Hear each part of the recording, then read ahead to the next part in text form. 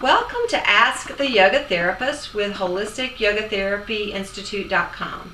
My name is Chris Cub and I'm a physical therapist and a yoga therapist and director of the curriculum for HolisticYogaTherapyInstitute.com. We have a question that comes to us today from Chris Myers of Oregon. She asks, how do you know when you need to stretch a particular muscle or just quiet it with a more restorative approach? This is a great question, Chris. Thank you so much for sending it in. When I consider whether a muscle that is affecting me needs to be stretched or quieted, I think about a lot of things. First of all, let's consider a muscle that we might want to stretch. Why would we want to stretch it? Well, if that muscle is shortened to the point that it's affecting our alignment, then that's a muscle that definitely would benefit from some lengthening. An example of a muscle that frequently is stiff and tight in a lot of people is the pectoralis minor. And when it's stiff and tight, it tends to pull the shoulder forward, which affects the biomechanics as we lift our arm, making it more difficult to lift your arm without compressing in the rotator cuff area. So if I notice that a muscle is stiff or tight and it's affecting someone's alignment, I for sure want to do some things to help lengthen the muscle and create space. But we're also going to consider other things that are going on.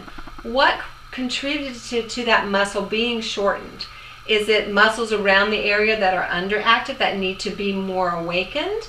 Is it a lifestyle change that has happened with that person? Perhaps they're working more at the computer in a set postural position, which has created the shortening. Are they depressed? Do they have an emotional issue going on that has caused the forward shoulders? All these things take into consideration, and we not only just stretch the muscle, but we look at the big picture, the holistic picture. Another thing to consider when I'm thinking about a muscle that we might want to quiet is this a muscle that tends to be on all the time? An example of a muscle that frequently needs to be quieted is the hip flexor muscle, the iliopsoas.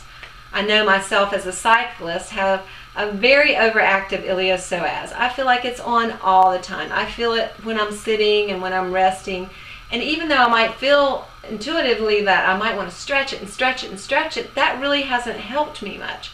What has started to help is doing activities which quiet that muscle, restorative poses to have that muscle let go.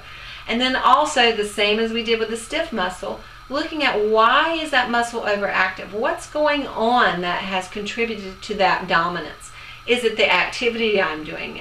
Is it a postural set because I'm tense? Do I hold my tension there?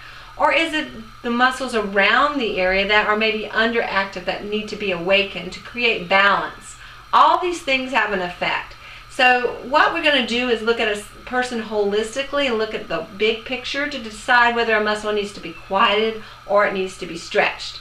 To find out more about our teacher training programs and our yoga therapy programs, visit us at yogaclub.us or HolisticYogaTherapyInstitute.com. Thank you so much.